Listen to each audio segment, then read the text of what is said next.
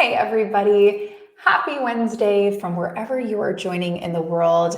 I know we have a lot of people coming from, looks like Malmo, one of my favorite places in Sweden, India, Nigeria, Michigan, Texas, West Palm Beach, Florida. Woo, my hometown. So excited you're here. If you haven't already, don't be shy. Say hi in the chat. Where are you coming in from? Maybe what's in your cup. Let us know who you are and what you are doing here. Welcome. We get together like this every single week. That's right. Every single Wednesday at 1 p.m. Eastern, we gather right here. Sometimes it's mini workshops like we're doing today, and sometimes it's really exciting talks with interesting CEOs, founders, executives. I don't want to brag, but we have a pretty fun time over here. And we are learning a lot together, which is the whole point. We are stealing secrets from people that are way more successful than us, and we are applying them to our everyday life. So I am really excited you're here. If you haven't already, hit the little follow button on LinkedIn, or we're going to drop a link in here. Follow me because we take notes for you. That's right. I know we are kind of like the brown nosers of the class. We take notes for you so that you don't have to take notes. And we will deliver all these notes back to you that'll kind of summarize everything that we are doing here today. But I would love for you to keep joining every single Wednesday because we got a good thing going. So if you're new here, would love to see you back. So I'm so excited to see so many Heather and Jose and Deandra. Oh my God, we have such a great group going. So I'm really excited. If you are new here, this is an interactive conversation. What does that mean? I know sometimes the word workshop or training like throws people off. They think it's just going to be me talking at you for all about this subject. Folks, if that's what you were thinking, you're in the wrong place because this is interactive.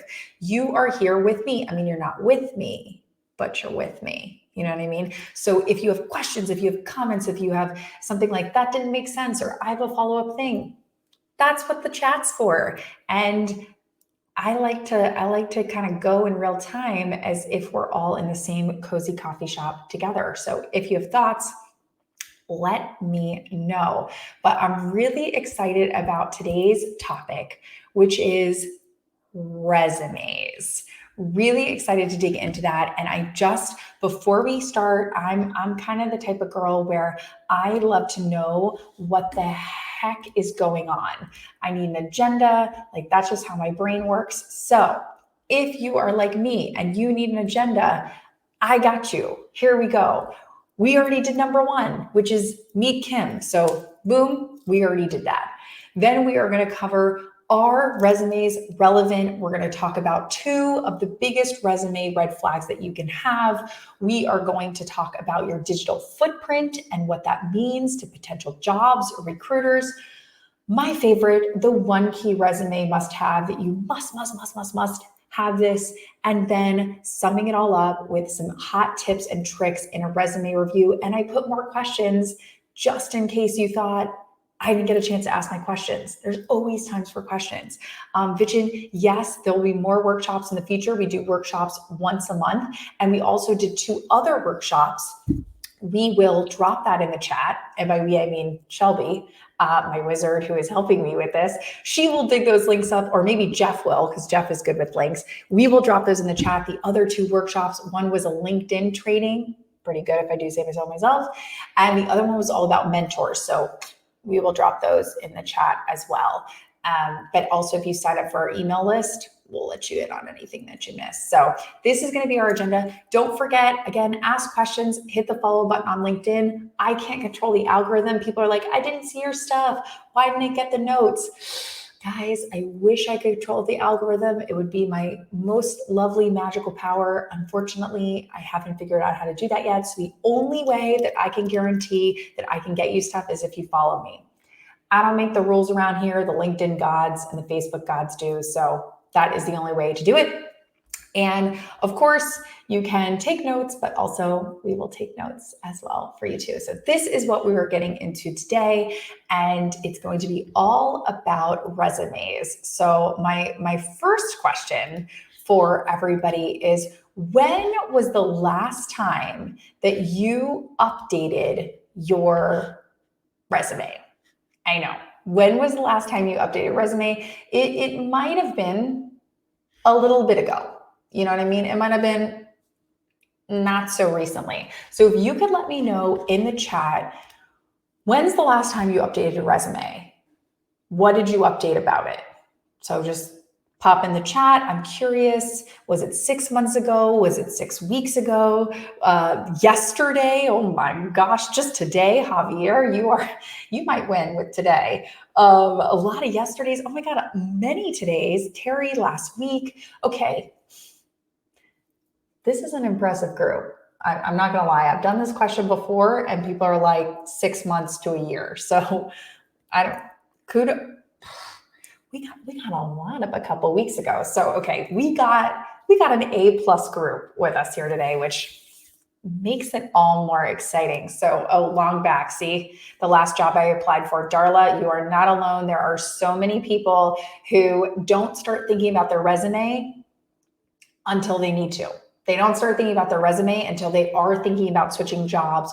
But that is what we are going to change here today, because just like people think about working out or doing the dishes or doing the laundry, that's how we want to start thinking about our resume. I know, kind of weird for a resume to be in the laundry and dishwashing category, but that is what I'm talking about. You do laundry once a week. I want you looking at that resume, or at least thinking about it, thinking about what you could add to it on a more regular basis, maybe not weekly, but you know what I mean, more often. So I'm excited to see a little bit more about when people are really digging into those resumes, because it is super important to dig into those. So, okay, we understand when the last time we dug into the resume, but when you do dig into that resume, what are we dealing with? What are things that we should keep in mind as we are digging into that resume? Because you can dig in, but if you're not being strategic, then it doesn't really make much sense. So when we are digging into that resume, what are we looking for? We are always looking for the 3 R's, the 3 R's of a resume. We want our content to be relevant. What is relevant content that we can be adding to our resume? What is real experience, and what we are doing in real time. So relevant, real experience, and real time. What do I mean by these things? When I'm talking about relevant, when you're thinking about whatever job or opportunity or award or honor that you are applying for, you need to tailor your resume and whoever it's going into for what is relevant to that position. I'm going to give you an example. We all have very diverse pasts and history. You might have had a babysitting job in college, then you worked in marketing for a little bit, then maybe you popped over to sales, and now you want to go back to marketing, or maybe you want to get another job in sales.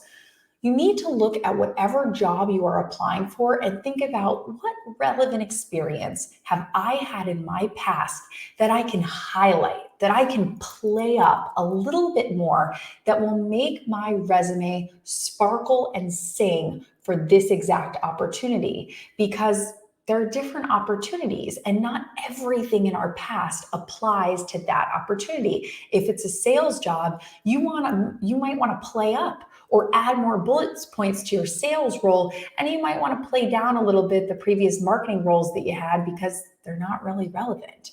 So play up whatever is relevant for this new position or award or honor or volunteer experience that you want to have. Tyler, this is a great way to think about it. Having multiple resumes, you don't necessarily have to make them all separate files, but just being strategic, if that makes any sense. Everybody has, let's look at different groups of friends, and we all have different sides of our personality. With one group of friends, you might be able to talk all about Harry Potter.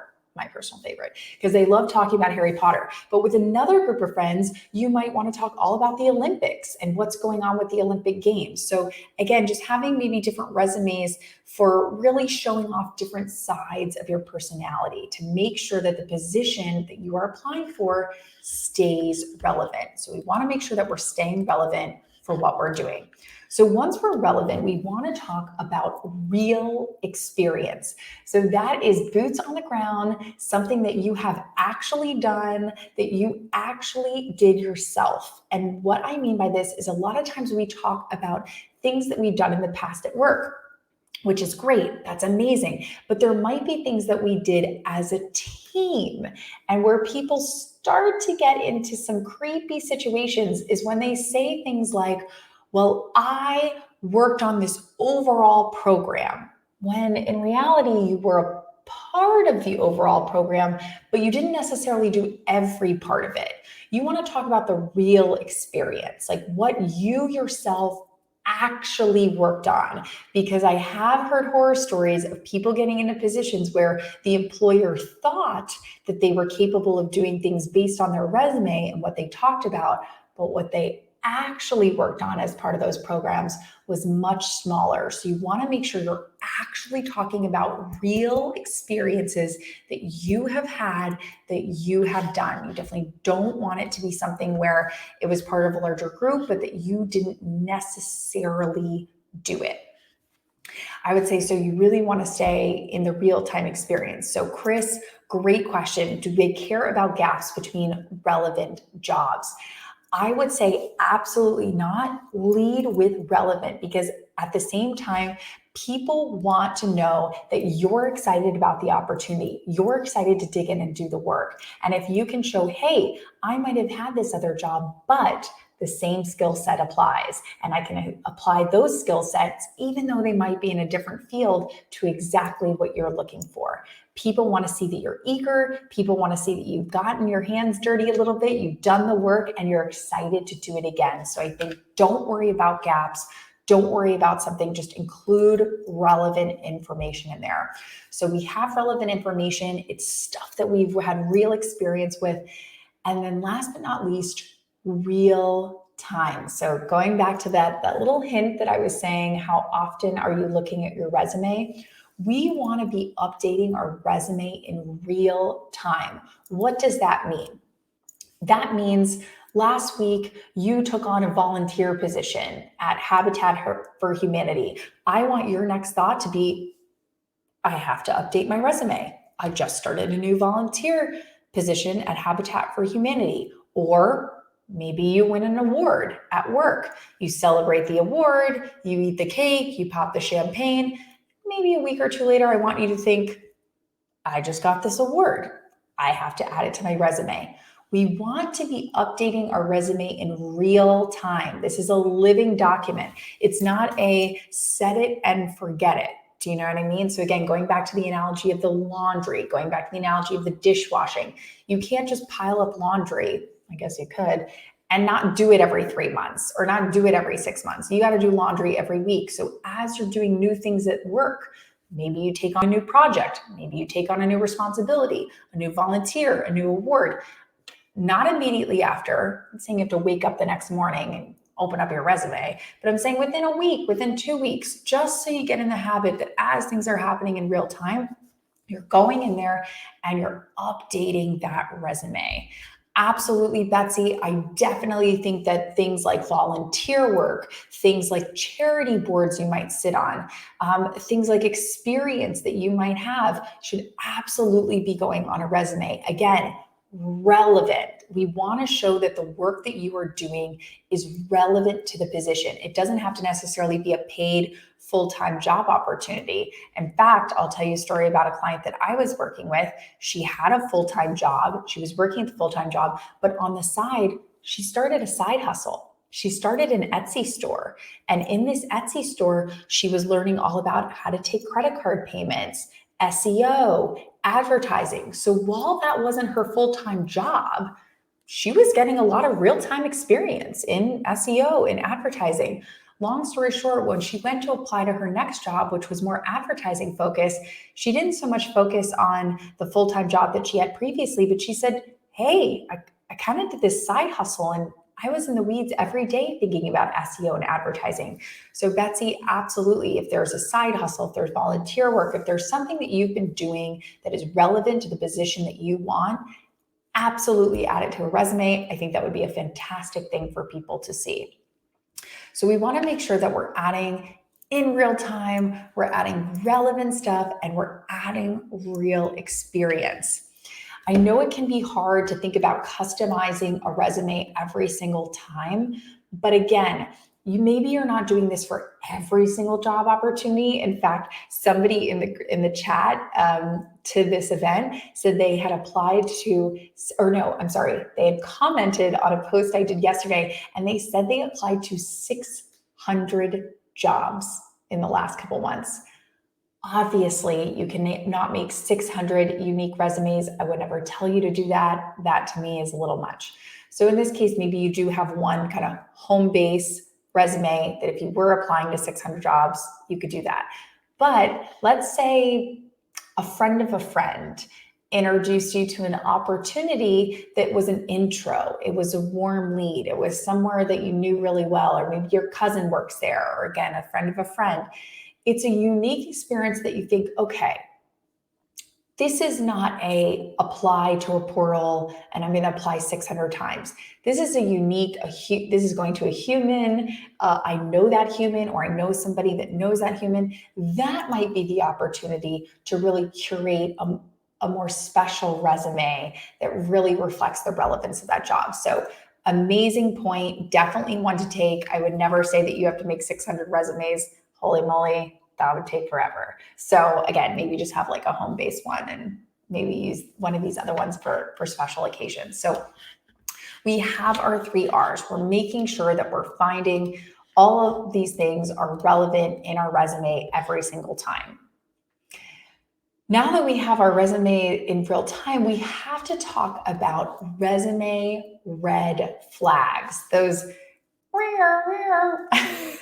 those red flags that I've seen them on resumes. I've talked to other entrepreneurs when they're hiring people or HR staff that when they see these things on resumes, it is a huge red flag. It is glaring. They cannot escape it. It is just something that they are seeing time and time again as a big no-no. So if you have these in your resume, holy moly, we got to talk about it. And those 2 resume red flags are dates not matching and your email address. What do I mean by that? Let's talk about dates not matching. There are sometimes on a resume where you put dates. Maybe you work somewhere from one time to another. Maybe you took up a volunteer experience at a certain time. Those things are now, with the power of the internet, with the power of these crazy things, my phone, they're really easy to figure out. And so it's as simple as looking at a resume, going online and looking at someone's LinkedIn profile and saying, wait a second, these don't match. They're saying they finished this job in March, but LinkedIn is saying they finished this job in February. So did they finish it in March or did they finish it in February? What you're immediately doing is showing people, hold on a second, either this person is disorganized, they don't know when they left jobs, they don't have the patience to make sure these things match, or, which is even worse, they're lying, which is something we absolutely do not want. So make sure that in the power of the internet, in the Google ability of everything, whether it's your LinkedIn profile, or maybe it's a website that says you stopped volunteering somewhere at a certain date, make sure that those match on your resume so that you don't have that conflict of dates and times. Some people say you shouldn't put dates. So maybe you don't want to put exact dates. Another thing that I've seen, this is a great point, Abraham, I've seen people put things like, well, I left this volunteer experience in the fall of 2020. The fall could be August, the fall could be September, the fall could be October. So that's something that, again, it's kind of no right and wrong answer. There's not a very, well, this is right and this is wrong.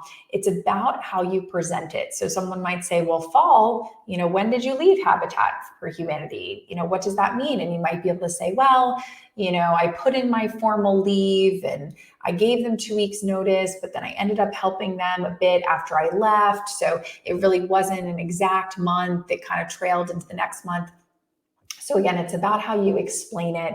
If you're not going to put a specific month and a specific date, that's fine. But really, how are you crafting that story? And again, making sure that that story is crafted all the way through. So it can be verified on LinkedIn. Just making sure, I sound like a Law and Order episode, but you want to make sure that you got your story straight. You got your story straight and you're sticking to it. So make sure that your story is something where it's going to be easily able to check out. Absolutely. And Sandy makes a great point. No typos. That is something that will immediately get a red flag. So things like typos, things like dates not matching up. These are easy, to use a basketball analogy. These are easy layups. So great point, Santi. Great things that we can think about that are easy off checklist that we should absolutely be checking. So the next thing that we're going to want to talk about again is email address. What does that mean when we say that a red flag can be an email address? Well, listen up, everybody, because this is going to be a fun story. I had a friend who shall remain nameless who works for a rather large company in the marketing department. She was looking to bring a marketing coordinator on her team. She was really excited, and she had gotten a warm intro of a friend who was going to apply for the position. And she thought, oh, this is perfect. This is a marketing person. We're going to need them for social media. We're going to need them for decks, for a blog, for all this sort of stuff. And when she got the resume, she got it, and the person's email, I know, don't hate me for saying this, the person's email was a Hotmail email. And I don't know about you, but Hotmail to me screams fax machines in 1995. So this person who was looking for someone in the marketing department, somebody cutting edge, somebody who knows about social media, that Hotmail was sort of a red flag. It was like, okay, well, maybe this person doesn't know as much about marketing as I thought. And it was almost like she was judging that person before that person even got in the room. So guys, it is free. It is easy to get a Gmail address. It's not hard. You can even claim your own URL. So it can be Kim@kimkalp.com. It can be Jeff@jeffreywalsh.com. It can be Bella@bellapatel.com. You can even create one of those really easily if you don't want to get a Gmail. But I would say get a Gmail that is not something from 1995. So I hate to say this, it pains me, but if you could retire the Hotmail, if you could retire the AOL, if you could retire the Outlook, I know there's an email god that's cursing me somewhere, but just make sure that you're staying on top of things. Again, it just gives a clean, professional look, and it just takes away one of those immediate red flags, one of those immediate sort of, things are a little fishy here. Thomas makes an amazing point here. When you're getting rid of that Yahoo, when you're saying goodbye to Hotmail, also say goodbye to any questionable names like gamerbigboy@yahoo.com. A holy moly, Thomas, great point. That is something that has to go bye-bye. So please have it be your name. Jessica, EDU emails, brilliant. Those are great. So if you had Jessica@harvard.edu, great. That's another great one to use. EDU ones are awesome. I know this is the time. We can have a formal goodbye to the Hotmail. We can put it in its grave, RIP. You can keep the Hotmail for like newsletters. That's what I do. Kind of have, when they ask you for checkout and you have to put in an email address, you can kind of have it as like a junk, but not for anything super professional, not anything that's going on a resume, not anything that's going on a job application. So exactly. Outlook, great idea. Interface than Gmail. Again, just something that something that's not big boy at Hotmail. That was such a great point. I would just say, what about references that use these emails? Again, you can't control other people. It is what it is, Tyler. You just try to make the best of it and move on. We can only control what we can control. We can only control our own account. So I would say, don't worry about it. Just worry about your account. And if everyone could get rid of their, as Thomas said, big gamer boy at yahoo.com, that would be super great. So those are our two big red flags. But how do we think about resumes in 2022? How do we forward think about resumes? Well, there are some new kids at school. There are some new kids around the block whose resumes are really going digital. So this is something we have got to talk about. There are new resumes, and those resumes are two big ones. The new resumes are Google, and the other new resume is LinkedIn. What do I mean by that? When I say a new resume is Google and a new resume is LinkedIn, what I mean by that is people these days can't help themselves. You do this, I do this, Ellen does this, we all do this, which is we hear about somebody. Maybe it's a friend of a friend, maybe a resume passes by our desk. And before we even look at the resume, before we even read the email from our friend, maybe talking about this person or what they're good at or what they're bad at, what do? We whip out these crazy things, we whip out our phone, and we immediately Google the person. Immediately Googling the person. And for most people don't realize this, your LinkedIn account is the number one thing that will come up from your name. Google's smart. Google don't play. Google knows you, and your LinkedIn is one of the first things that come up. Why? Most people don't realize this. LinkedIn is crawled by Google. What that means is Google puts out its little feelers and crawls all of these LinkedIn profiles and finds you. It finds Giacomo, it finds Kim, it finds Oscar, it finds Jamie, it finds you. LinkedIn is the oldest social media platform. There's a fun fact for your next dinner party. It is 18 years old. It's ready for college. It's ready to party hardy at college because it is 18 years old. So it has been crawled by Google for 18 years. That's a lot of years. So I always have somebody in the group. Let's see if I have one today. I'm sure I will. I always have someone that says, but Kim, my LinkedIn doesn't come up because I have a very generic name. My name is Adam Schwartz. There's a million Adam Schwartz. How would they know? Here's a fun test, and it works every time. If I know your name and one piece of information about you, Adam Schwartz, New York, Adam Schwartz, Austin, Adam Schwartz, T Public, maybe you know the place that they worked. Google, guys, Google's smarter than all of us. Google's like Nancy Drew or Carmen Sandiego on crack. It finds you and it pulls you up, and it is the number one search result. So really, when we think about the power of Google, the power of LinkedIn, these are new resumes as we go into 2022, as we go beyond. Your digital footprint is your resume. So yes, you have your PDF. Of course you do. Of course you can upload that to the system. But at the end of the day, people are going to Google you. And if they don't Google you at first, okay, let's say you put your resume in the portal, say you put your PDF in the portal, and let's say they're going to call back 30 people for the senior marketing position. They're going to look at their list of 30 people. And again, what do you think they're going to do with those 30 people? They're going to Google you. I know, we're right back to where we started. They're going to Google you. They're going to go on your LinkedIn, and they're going to see, what do we got going on there? So when we talk about resumes, I can't not talk about those two things because they're intertied. They're interwoven. And just like we're not going back to the days of just fax machines, we have cell phones, we have 5G now. We're not going to go back only to the days of resumes as PDFs. We're not going back there. I hope not. We're not going back to just fax machines.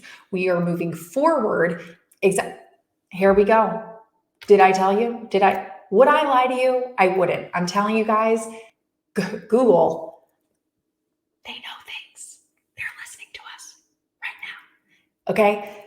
I'm not lying. This happens. So I can't just talk about resumes without talking about the digital bridge. We got to talk. I know you might not want to talk about it. I know you might be sad about that, but Kim, I don't want to deal with my LinkedIn. I don't want to deal with my digital. I know. I'm sorry. I don't want you to deal with it either, but we got to. It's kind of like cleaning out your garage. It's annoying. I hate cleaning out the garage. It's terrible, but we got to do it. So we got to talk about it. So those two things, yes, these are the gold nuggets. That's why we say come back every Wednesday at 1 p.m. Eastern. We are here doing this. We are learning. We are having conversations in the chat. We're helping each other. So again, if you have a question, if there's something you're curious about, drop it in here. I know LinkedIn is like everyone's nightmare. I got you. Shelby and I are going to drop a link in there with a little handy date. It'll probably take you 30, 40 minutes to fill out. That will help supercharge your LinkedIn. And again, join the email address, because as I think of things that can help you guys, I'm always shooting out things. This is what it looks like. This is not clickable, or else we haven't found a way for it to be clickable. So you have to click it in the chat. If you click the screen, I don't actually know what happens, but it doesn't take you to this. So you got to click it in the chat. But this is what you're going to want to be looking for. And again, I feel the need to say that, because if I just did a whole workshop on resumes, it wouldn't serve you. It wouldn't serve you because it's only half the story. We got to talk about the digitization and where we're going with phones. Yes, inspiration. That is the biggest compliment. That is what we were hoping for every single week, that we are inspiring you to build. So now that we've talked about, what's going on with these two resume red flags, why your digital footprint matters, it just does. I know you don't want it to, but it really does. We really want to talk about resumes and what they're good for. So again, going back to some of those examples that we used where maybe, you're sending 600 resumes out, you're just uploading them to a portal, or maybe it's a friend of a friend passing on your resume to the place where he or she works because they think you'd be a great fit for something. I lost it in the chat. So if you were the one that said this, please put it back so we can put it on screen. But you asked something around, well, how does it work if I'm uploading so many resumes? I'm uploading so many resumes to put in all of these different things. And, does that matter in terms of getting a job? Well, let's think about why do we even have a resume? Why does a resume exist? Well, a resume exists because we want something. We either want a job, maybe we want an opportunity, maybe we want an award, maybe we want an honor, maybe we want a seat at the table. You are submitting your resume because you want something from somebody else. So let's think about the other person, the whole walk a mile in their shoes. Let's get in their mind, okay? Because they also want something too. They're wanting to fill a position that you are applying for. So I would say to that, as we think about this, the analogy that I always give people, and hopefully this will help you, tell me if it does. The analogy that I always give people is we have to think about black pants. We got to talk about black pants, because there is something that I call the black pants effect. And let me explain that to you. What am I talking about when I say the black pants effect? When we're talking about resumes and we're talking about applying for a job, what does that mean? Let's think about finding a pair of black pants. Okay, you have a function coming up, you need a pair of black pants. So you think, okay, I need to find these black pants.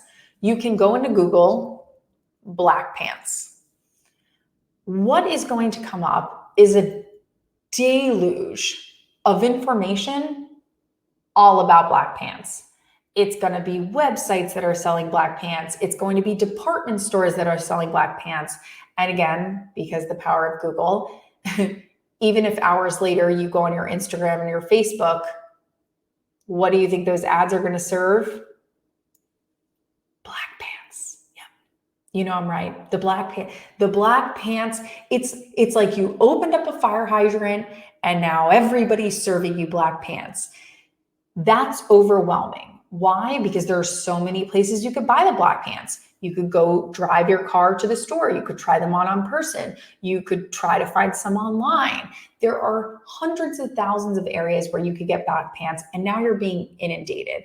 And when that happens, it can almost turn into an analysis paralysis. You have so many black pants coming at you. You're like, I can't even make a decision because there's just so much. Recruiters, job positions, opportunities, it's the same thing. They might put up a job description on Indeed, LinkedIn, Monster.com, their own website, and what happens? Hundreds of people are rushing in, and you're going, oh my God, look at all the people that have applied to this position. Holy moly. So, okay, it's the black pants effect. So now you're still looking for those black pants. You got to find the black pants. How are you going to find it? You need it for the party. What are you going to do with the black pants? And two situations can happen. The one I just described, which is your feed, or your friend. So let's say your friend hears about Kim needs a pair of black pants. She needs a pair of black pants for the party. Kim, I have a pair of black pants that I love. Your friend is like, these black pants are the best black pants that I've ever owned. You're like, oh my God, what are these magical black pants? And your friend goes, here's option A. Here's the website. The pants are amazing. I just found them the other day. They're so great. And here's another one, kind of my tried and true. This is another place that I buy black pants. So your friend gives you two options and says, use one of these to buy the black pants. Which situation do you think is more overwhelming? Is it more overwhelming to have hundreds and hundreds of options in a feed? Or do you think it's more overwhelming to have a friend offer you two options? So actually throw it in the chat. Which would you rather? Would you rather have a bunch of options coming to you in your feed? Or would you rather have a curated set of options coming from your friend? Friend or feed? Throw it in the chat. I'm super curious about what your thoughts would be in this situation, in this black pants example. Feed or friend? What do you got? Amanda, feed. Interesting.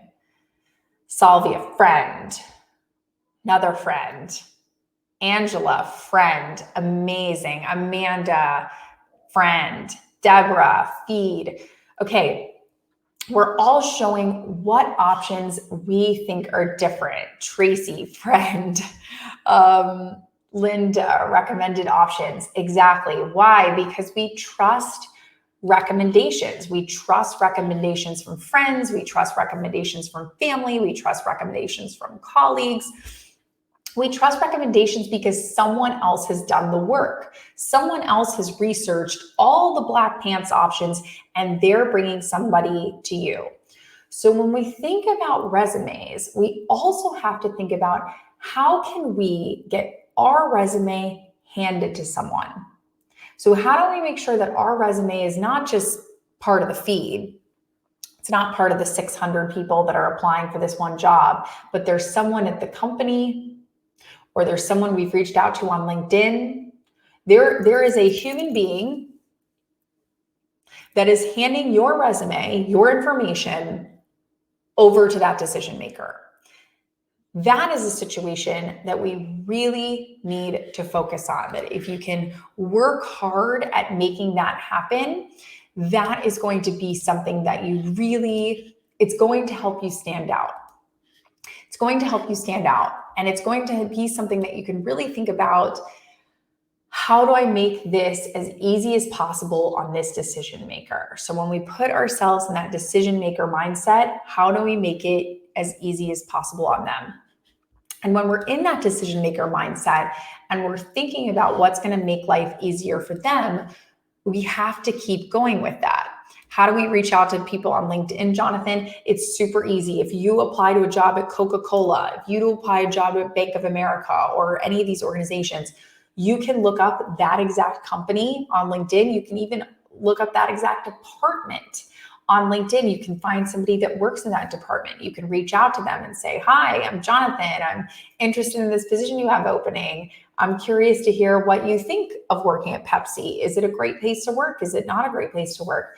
Again, humanizing yourself to somebody on that team that if they get to know you a little bit better, or if they respond and reach out, they might be able to put a little bit of that human touch on your resume, or just think about you more as not just a number in the feed. You are Jonathan, you have a name, you have a face, and humanizing your resume in a more unique way.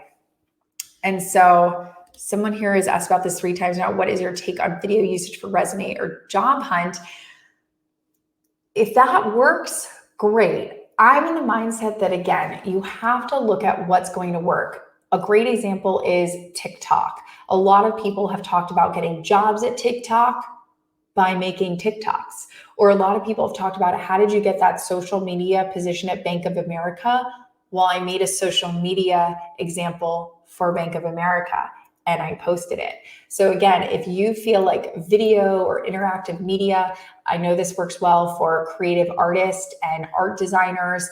If you really want to work at a job at a creative firm and you make up a portfolio or you make up an example to show that person and say, hey, I know you guys didn't ask for this, but I proactively made it just to show you my skill set, great. Absolutely. If you think that that can give you a leg up, if you think that can put you at the front of the line, if you think that can get their attention or get their foot in the door, absolutely do it. It can't hurt, right? It can't hurt. So if you think that's something that's going to keep you a step ahead, absolutely do it. Should they be second or can they be third contacts on LinkedIn? Again, as long as you approach it as a human and not a robot, preferably second. Even better if you could get somebody else to introduce you to that person, that would be like the gold star. But if you can't, maybe just reach out and say, hey, I stumbled upon your profile. I saw that we have a few friends in common. If they're a third connection, let's say. I saw that you work at Pepsi. I actually just applied for a job there. I'm super curious. Do you like working at Pepsi? Do you think it's a fun environment? Do you think that it's a great place to work? Again, humanizing it and really asking a lot of you language. What do you think? And not a lot of I language. I applied for a job. I'm looking for a position. I saw that there was an opening. We want to have less I language and more you language when we're reaching out to someone. So I saw you work at Pepsi. I'd love to know what you think of the organization. I would love to know if your experience on the marketing team was something that was really great because I'm thinking about applying for a job or because I just applied for a job. So again, as long as you're leading with a lot of you language, Jonathan, I think that that's a great way to go. Hopefully that helps answer the question a little bit more. Exactly. Power words: created, increased, resolved, started, founded. Jeff, these are amazing. Everybody take note. You really want to have these power words and be using these power words as much as humanly possible. So again, when we're thinking about those resumes, when we're thinking about what's going to be great for other people, we really have to think about how do we make this as easy as possible. So your resume gets in the hands of who it needs to get into. You want to assume that everyone is lazy and that their eyeballs hurt. Again, if you're multitasking, come back to me because this is one of the most important points. Assume everyone is lazy and that their eyeballs hurt. What do I mean by that? And this is going to really lead us in. If you hear nothing else, hear this because this is a resume must-have. If you do not have this in your resume, you are going to be in trouble. So number one, you have to assume everybody is lazy. And another thing that you must think about is, how is your resume a one-stop shop? If any, one-stop shop. I'm going to get everything in this one place. So if anybody has heard of 7-Eleven, 7-Eleven, one-stop shop. You can get food, you can get medicine, you can get snacks, you can get drinks, you can get scratch-off lotto tickets. You can get all sorts of stuff at 7-Eleven. Why? Because it's a one-stop shop. Think about your resume as your survival pack. Everything needs to be in the survival pack. What do I mean by that? I mean, do not make people search multiple things, multiple areas for your information. Don't do it. Assume people are lazy. Assume people are not going to go look in your email. What was their phone number? Oh, wait, what was their email address? Oh, I know she sent me a link to her creative portfolio, but then where is it? Was it 3 emails ago? Was it 4? No. Everything needs to be included in this resume. Your telephone number, how to contact you, how to follow up with references. If you don't want to list reference names, put your email address and say, email me and I will personally send you the references. If you work in any sort of art or marketing and creative, and you have an online portfolio of maybe billboards you've designed or events you've worked on, have your resume be clickable. Have your resume have hyperlinks in your resume that people can click on from a PDF. Everything needs to be in one place. Everything needs to be in one spot so that people don't have to go to 17 different places to find your information. It needs to be a one-stop shop. You need to be the 7-Eleven of resumes. Okay, can I share a sample resume for a data engineer? I can show you my resume. Would that be helpful? I don't know. DM me if that's helpful. I'm happy to show you my resume.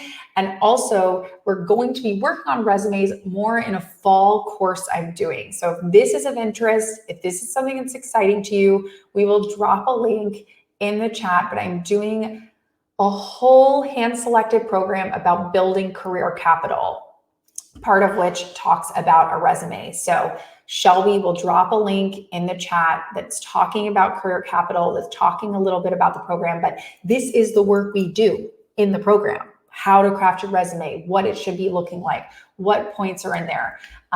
Jamie has a great point. The shorter, the better. We're really focusing on how to do this. Obviously, this is a mini workshop. I wish I could dig into everything in an hour, but it's just too juicy and good. We can't fit it in all to one session. So this gives you a little taste, the appetizer, if you will, but the entree, my friend, that is going to be in the fall program, which we will include a link about, but that's where we're really going to get into the heart of things. What if your manager doesn't know you're searching for a job? This comes up so often, and the team of the new job requests a reference. There can be other references for you at your place of work. So maybe it's not your boss, maybe it's a coworker, maybe it's a client, maybe it's a vendor you work with, maybe it's a lead at a different department that knows you. Expand a little bit, get creative. If it's not your exact manager, go deeper. Go deeper. Is there somebody else at that organization that knows you? Is there somebody else that can say, she does show up on time every day?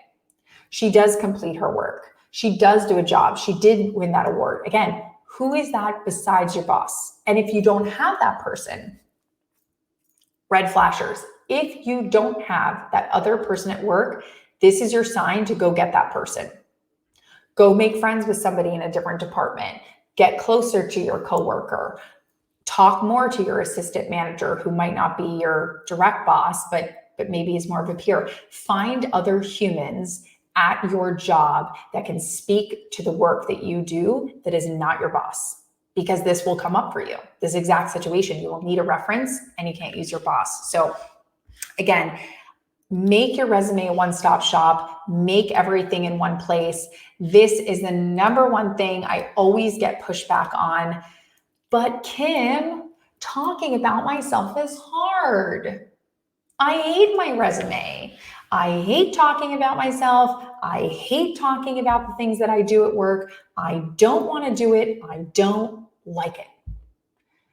Well, my friends, I am sorry. We have to talk about ourselves, especially on a resume. There's no getting around it. You got to talk about yourself. I know you don't like it. Here are my key tips. I know you don't like talking about yourself. Number one, download the LinkedIn worksheet. That's going to be helpful. Number one, we'll drop it in the chat again. That is going to help you. But here's most important. You are not alone. You are not alone in not liking to talk about yourself. So not only are you not alone, find someone else to help you talk about you. Again, if you're multitasking, come back to me because this is really important. Find someone else to help you talk about you. Could be a friend, could be a family member, could be a coworker. You need another human being to help you talk about you. That will help you. Can you look over this resume? I'm thinking about adding this bullet point. What do you think about these changes on LinkedIn? Can you help me out with that? Again, that's why this course that I'm doing in the fall, it's going to have 40 hand-selected leaders, entrepreneurs, executives, everybody who's here right now. We're getting 40 amazing humans to help each other with this, to do this work.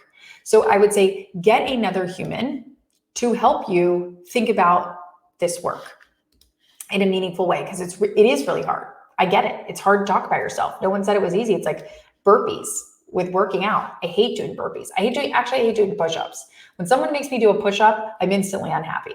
I hate doing the push-ups. They're really hard, but I got to do the push-ups. It's kind of like, I know you gotta have somebody else help you talk about yourself. So again, I'm here to help you. You can keep learning from me. There's 2 ways to keep learning from me: live learning, which is what I'm talking about, that's launching in the fall, or 2, what I call leisure learning. So I have courses on LinkedIn that can help, not so much with this subject, but more about kind of self-starting and entrepreneurship. So those might be good avenues for you to think about. But again, happy to keep helping wherever I can help. But I would say, do not do it alone. If you think you're going to go at it alone, don't do it alone.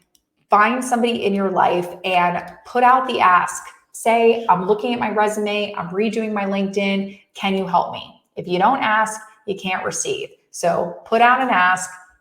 Think about who else is doing this that they can help you with. And I know you can't click the link. I know you can't click the link in the video. I know it doesn't work. You have to click the link in the chat. So here, let me, am I doing it right, Shelby? Am I pointing? Nope. I pointed the wrong way. You have to click the link in the chat. I'm going to Vanna White this in the chat box. There will be a link that is clickable for you. Okay, that was my little song and dance for the clickable link. So you can find the clickable link in the chat box. I can't get it to click on the screen.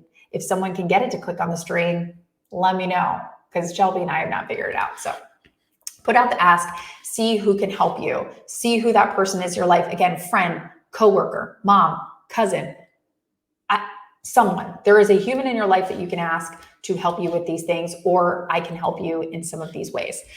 I can also help you if you let me help you. I can only help you if I know who you are. So you have to click the follow button. Again, I don't control the algorithm. We can't be connected unless I know you. So click the follow button if you haven't already, because that way you can stay up to date on what we're doing. Any sort of tips or tricks or announcements that I put out, you can always see them. But again, I can't, if you're not following me, I don't know how to do that. So also, we meet weekly, every single week at 1 p.m. Eastern. You should join these. We do them every single week. So if you haven't already, sign up to join every single week. They're Wednesdays at 1 p.m. Full disclosure, yours truly is going on a little bit of a vacay. So the next 2 weeks, we're actually not meeting at 1 p.m. Eastern. I know, false advertising a little bit. But guys, we've been doing this for a year. Yeah, 1 year, every single Wednesday, 1 p.m. Eastern, our butts are here. So, your girl's got to take a little R&R, right? A little time off. But every single Wednesday, 1 p.m., you can sign up in the link, That way we can let you know what's going. You'll get reminders, all that sort of thing. And again, I always love leaving with homework. I always love leaving like with that little thing that you can do. So if you haven't already, I know I sound like I'm blue in the face, but if you want 5 fast LinkedIn tips, click on the link. It will take you to a page like this. You throw in your first name, you throw in your email address. It's free. It's totally free. My favorite price tag, free 99. I know it's free 99. So it's definitely something that you should do. If you have any more questions, Jeremy, professional writing resume services, this is just my take. Don't hold me to it. Everybody has a different, I think you can do this. Honestly, Jeremy, I think you can do this. I don't think you need to pay someone. If you're like Kim, I'm so busy. I have 5 kids. I have 2 jobs. I just don't have the bandwidth. I get it. You can do it. I sort of look at these to make an analogy for you. I sort of look at these like a trainer at the gym. If you need a trainer at the gym and you want to pay for it and you have the funds and you have the money and it's sort of a luxury, by all means, pay for a trainer at the gym. But there are so many other ways, as you know, with the gym, there are so many ways to work out by yourself. Peloton, different apps, different YouTube channels that you don't necessarily need to pay a trainer. You can. It's a nice luxury to have. So I would say, Jeremy, if you want to do the paid services, I think about it like a trainer. It's not necessary, but it is a nice to have. So I would say that could be good. Is this recorded and can I watch it again? Yes. There's going to be 3 ways that you can watch this. And the first one's kind of the best. We will repost this on my blog with notes. That's right. If you haven't been scribbling down notes, don't worry. We got you. We take the notes for you. You don't have to take the notes.